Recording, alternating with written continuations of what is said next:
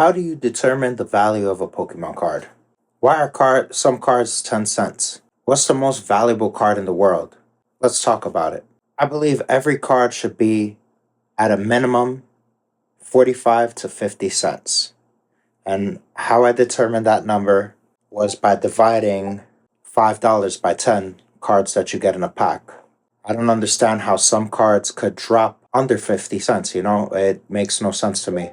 Anyways, this is my story about the legendary Wiglett and how I got back into Pokemon collecting. But to get to the legendary part, we've got to take it back to the beginning. Okay, so Pokemon came out when I was 5 years old, 1996. I was instantly hooked and obsessed with it. So bad that my dad would make fun of me every chance he gets, calling me a Pokemon master. He thought that was a diss back in the day. I'm like, that's the whole point of this. Like, you want to be the master of the Pokemon. So he would say that shit to tease me. It's just real good memories. I remember I would get cards. My dad would bring cards home. I'd rip them. He bought me a binder. I had a dope 3-ring binder. And I had pretty much all the first edition Pokemon. I went to the movies to watch the Pokemon movie. We got the VHS. I got the Ancient Mew card. I had Pokemon Red. Got Pokemon Yellow after that. Then I played Pokemon Emerald and Ruby. And then around that time, that held me down pretty much till I was a teenager. And I just had mad love for Pokemon. I remember that. The show, the cards, the game, Pokemon's lit. So I'm having a great time. Then around the time I turned 17, disaster strikes. I'm caught between being home and being out of the house and skateboarding. I found skateboarding and I was outside of the house a lot. My mother always had this desire for things to be clean and dwindling down things that we had too much of. Somewhere along the line, I believe I left the house to go freaking live on the street like an idiot. And I guess it was hard for my mom, and she didn't want to miss me. So she gave my Pokemon cards to the neighbor. And the neighbor's name is Kelvin as well. And I hope he does something good with the cards, It hurts a lot to know that my cards are gone, especially where I'm at now in my life and my journey and having my son and wanting to share the things that I'm passionate about and the things that I love with him. It hurts a little bit, but I'm not upset with my mother or anything. I definitely don't resent my mother for giving my cards away. I feel like I was in a really bad spot during that time as well when my cards were given away, and either way I probably would have sold them for scraps. I don't know if I would have sold all of them, like my whole collection, but I probably would have tried to make a little bit of money to smoke a little bit of weed and take a few girls out and stuff like that, and just being really frivolous with my money. So that's why I don't hold resentment against my mother with my collection being gone. After I came back home a couple years later, and I was looking for my stuff because there was a boom in Pokemon, my mother had told me the story of how she gave my cards away to the neighbor, and it was just like disaster struck. No! How could you give my cards away, Mom? Dang. But it's okay.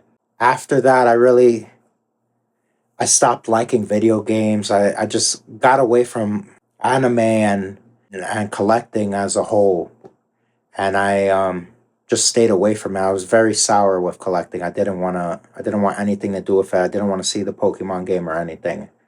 Fast forward many years, I get married, I have a kid, and I start seeing Pokemon on shelves again.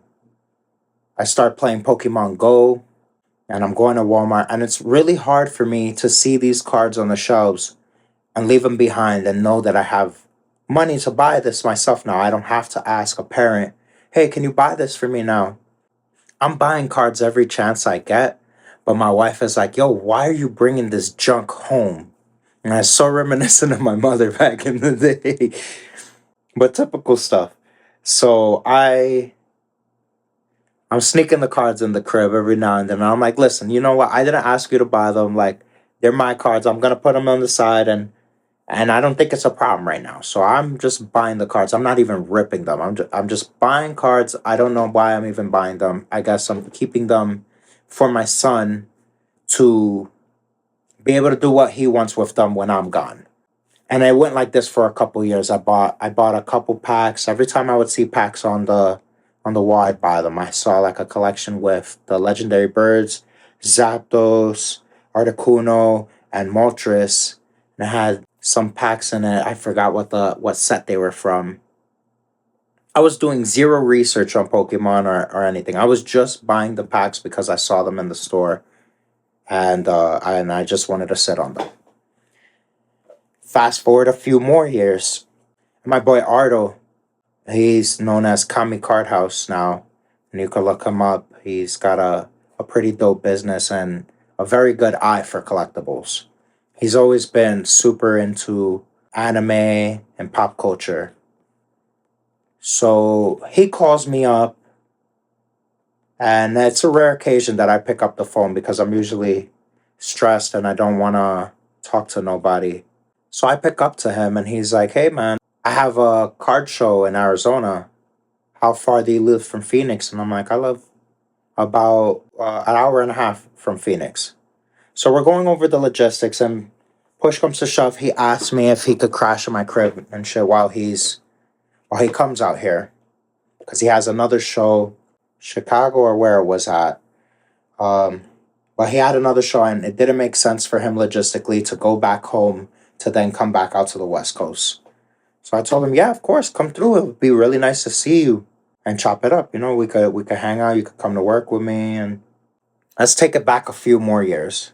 This is in between me collecting Pokemon cards, packs, and him hitting me up. I went to Jersey to do a DJ set, a couple DJ sets. I visited Ardo when I went over there, and I went to a card show with him. And this was close to the beginning. He was a few years into trading cards.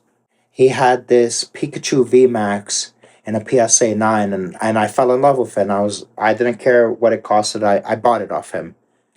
And I put it on my desk as like a statement piece. It was like my grail at the time. So I bought it. It was like the most expensive Pokemon card I ever bought. It was $40 at the time. So now let's fast forward again a couple years. He's hitting me up. I tell him, yeah, come through, come to the crib. You already know. Mi casa, tu casa. So he comes over. I pick him up from the airport, and he's got like this suitcase. And it's just like, yo, if you collect, you know how deep this could go. He's got a suitcase of cards, and it's just crazy. Like, he lays out all his inventory on my pool table. And my wife gets to see for the first time somebody else that likes Pokemon and that has scaled it from just being a hobby. He's comping his cards and stuff. So we're looking through the collection on a daily basis while he was here. He stayed for like a week. And that's when it clicked to her, and she finally understood what I was trying to do. Like, she saw certain cards and it brought back memories from her childhood. She had told me like, yo, I understand now. If you want to buy Pokemon cards, go ahead. Get cards. And I was like, finally, all right, bet. So then Ardo invites me to the show. The show comes up. We go to the Collecticon in Phoenix. And it was like a crazy show. My second card show of my life. A wild show. I went with him on a Friday to set up with him and drop him off. The night before we get to set up, he tells me to comp everything that I have. And he saw the Pikachu PSA 9 that I had on my desk. And he's like, yo, no way you still got that. I was like, yeah, bro, that meant a lot to me. And so he's like, bro, oh no, it's a PSA 9. He said, yo, we're going to turn this into a 10. I said, well, how are we going to do that? And then he saw my sealed collection. He was like, you're going to trade this sealed and your PSA 9 and convert it into a PSA 10. And I didn't even know that was something that was possible. But basically, he instructed me on how to do a schoolyard trade. And so I go with him to the show, and like he went out of his way and he made it his mission to turn this Pikachu into a PSA 10. This is the Pikachu we're talking about. So I want to say this is the card that started it all. But then there's another card that's very special to me, and it's the legendary Wiglett. So the night before, Ardo's like, nah, we're going to tell your son, Moses, we're going to have him do the trade. Because I explained to him, I'd love for my son to have his own business before he's 18. Like, my goal for when he's 18 is not for him to move out of the house. I don't care if he lives with me. My goal for him is to have his own business and to be able to support himself. And I see collecting as a way to introduce him into money management, time management, and marketing, as well as doing math, becoming business savvy. So Ardo's all for it, and he's like, yo, you know what? He's gonna do the deal. And he's like, and you know what? And if the deal doesn't go through, you're gonna say, yo, man, let me sweeten up the deal with this. And it was just so epic. He knew it was gonna be epic. So I'm like, I'm going out on a limb, and I'm believing in my heart and in my mind that God sent Ardo so that I can do something new. We comped everything sealed, and I had a pretty nice collection, about $300 worth of sealed stuff. We go to the show, and it's like literally like God works in such mysterious ways. There's a man walking through the aisles of the show, and everybody's setting up, and he's like, yo, I need sealed, I need something to rip, I need sealed. And at this point, we are still setting up the table. I haven't walked the floor. I haven't gone to look at anything. I'm just helping set everything up. And this guy comes out of nowhere screaming, I need sealed, I need sealed. And Ardo goes, what? Do you have a Pikachu VMAX in a PSA 10? The card with red in it. And the guy's like, yeah. And he's like, all right, well, we got sealed. Go get it. And so the guy runs out to the parking lot and brings back a case full of slabs. And he pulls out this Pikachu. And I'm like, yo, no way, it's happening right now.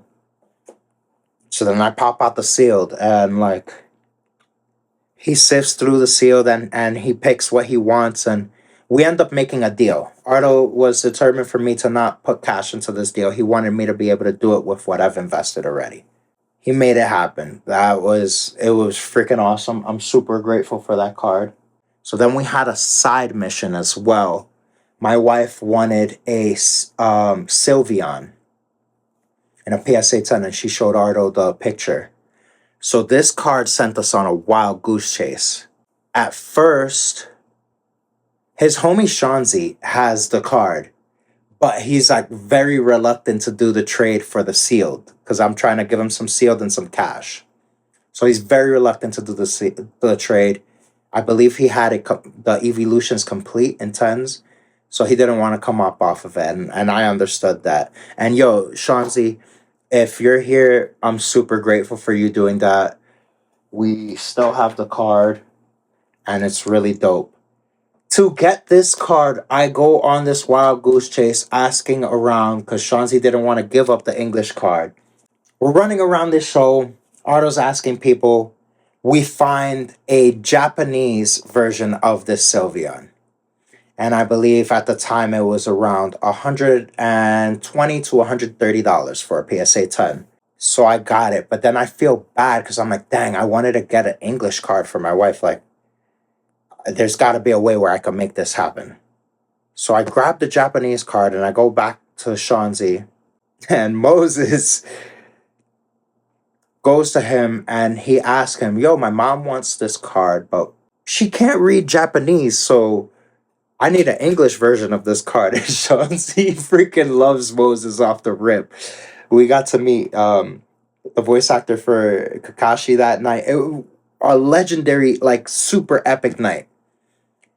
And I blame this Wiglett. Like, this Wiglett means so much to me. to me, this Wiglett is the most valuable card in the world, and no card could be more valuable than this. Before that, it was the Pikachu, but like this Wiglett, this common Wiglett is like the most valuable card in the world to me. He goes to Chauncey, just like Ardo said, and he goes, "Yo, I'll sweeten up with the deal with this," and we're just freaking cracking up. And Chauncey goes, "You know what, man? I'll do it for your mom, man. I'll do it for your mom. I'll do it for you, and I'll do it for your mom." I'm like, thank you, dude. Thank you for doing that. Like, she's really gonna appreciate that. So he comes up off of it. He takes the Japanese Sylveon, and I gave him $20 on top. Now Moses has an idea for how to make a deal. We're walking the floor, and we're looking through cards, and he wanted to get a Tony Chopper card really bad. And his eye is like, this is when I realized that his eye is great. And he sees this guard point Chopper. And he's like, "Yo, Dad, I found the Chopper." And we went through a bunch of tables looking for Chopper. We went through binders, and we couldn't find any Choppers. It was mostly Luffy's and Zoro's and Sanji's. So he finds that guard point for like $4. And I'm like, "Yeah, cool, grab it."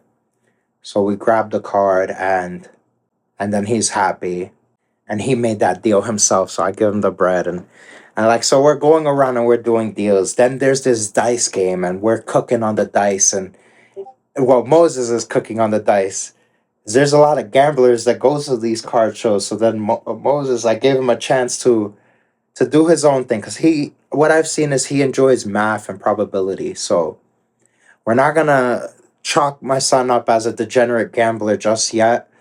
And I don't think he's ever gonna be a degenerate gambler. I think he just is very intrigued by probability at this time in his life. And like, it's like $10 a roll, so he's cooking. He keeps winning back to back to back. We're getting store credit and stuff. He was like one number off from $1,000 store credit, and they literally had a PSA 10 Ancient Mew. So that was my plan. If we got the 1,000, was to get that slab and add that to the PC. The show's almost coming to an end, and if you've ever been to a card show, people start running around and just getting desperate. And there's the last minute deals. People slash their prices. Moses is determined to spend every last dollar in my wallet, and I'm okay with it. I'm down to my last $30, and we're walking the floor, and he's going through these. It's a box, and it's called Cheap Slabs. My boy Ardo is closing the deal with his homie. It's like a $10,000 deal.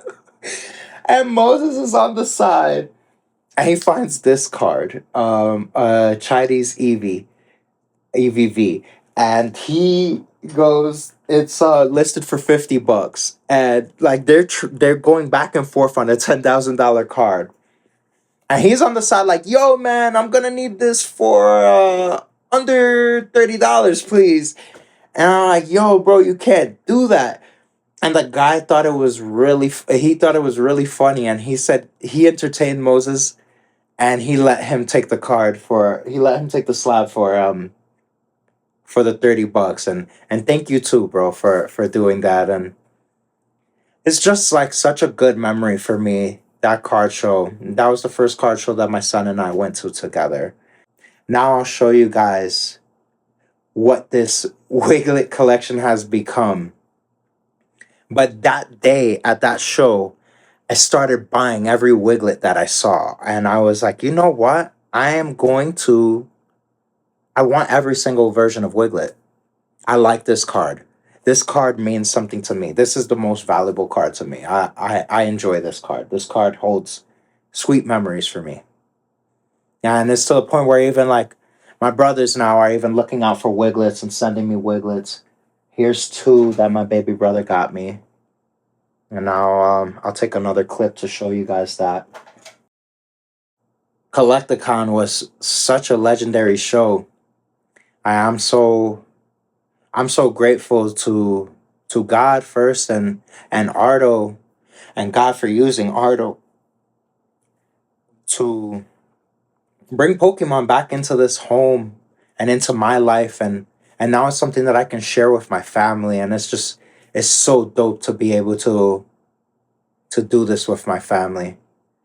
It's like I'm living my childhood dream with my son right now, and one of my childhood dreams with my son, and no amount of money could buy the happiness that this brings to me. If you like this video, please leave a like, share, leave a comment. What's your favorite Pokemon? Do you like Wiglett? Do you like the Wug Trio? Yo, it's just such a funny Pokemon to me. But like it carries that sweet memory for me, and I will never forget that. And I hope you guys enjoy. Put me on, let me know what Wiglets I'm missing. And yeah, I hope you can enjoy something as well. Find something that you enjoy. It shouldn't matter what it costs. It shouldn't matter what it means to somebody else. Like, make your memory. And it doesn't matter if it's the goofiest thing. Like, anything could be valuable is what Pokemon taught me. And Pokemon has taught me people skills and how to speak and how to be myself. And all these years through music, I've only wanted to be myself, and it's crazy. Pokemon was the thing to open me up and make me realize how easy it is to just be myself. Thank you God for Pokemon, and thank you for bringing it back into my life, and thank you for allowing me to share it with my family. This is dope. This is dope. And I pray you can find something that you can share with your family or your friends or just have to yourself. Pokemon's the jam. Pokemon's the jam. Pokemon's my jam. And I am the Pokemon Master. I am the Pokemon Master. Wish up. Big up, yo. Like, share, subscribe. I love you all. Thank you for tapping in with me and tuning in. Okay, first of all, on this day, what is today, the 17th of May, 17th. 2026, I, Kakashi Hatake, the 6th Hokage, challenge you, Moses, to rock, paper, scissors. Do you accept? Yes. Excellent. Here we go. Rock, paper, scissors, and we're going to shoot. Ready? Here we go. Rock, paper, scissors, boom. One for you. Yes. Rock, paper, scissors, boom. One for me. Ready? Rock, paper, scissors, boom. Oh. Technically, that one didn't count because I shot right. Here we go. Ready? One more time. Scissors, boom. Tied. Rock, paper, scissors, boom. You win. High five. Boom. Officially, he has beaten me in rock, paper, scissors. And that makes him a legend. Because only my guy has ever done that. So now it's my guy and Moses. Yeah. Future dude. Awesome. I've